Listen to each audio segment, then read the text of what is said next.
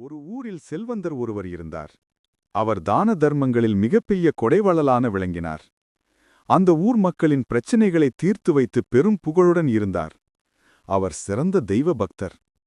இறைவனிடம் அளவில்லாத பக்தி கொண்டதால் அவர் கனவில் இறைவன் தோன்றினார்.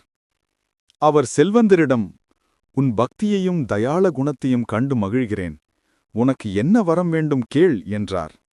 செல்வந்தர், "இறைவா, நான் எப்போதும் ஏழை எளியவருக்கு உதவும் அளவிற்கு குறைவில்லா செல்வத்துடன் வாழ வேண்டும்" என்றார். இதைக் கேட்ட இறைவன், "வறியவர் மேல் நீ கொண்டுள்ள கருணை கண்டு மகிழ்ச்சி. நானே அவர்களின் கஷ்டங்களை போக்கிவிடுகிறேன்" என்றார். இதைக் கேட்டு, "வேண்டாம் இறைவா, அவர்கள் கஷ்டத்தில் இருக்க வேண்டும். நான் அவர்களுக்கு உதவ வேண்டும்" என்றபடி பதறி தூக்கத்திலிருந்து எழுந்தார் செல்வந்தர். இறைவன் காணாமல் போனார்.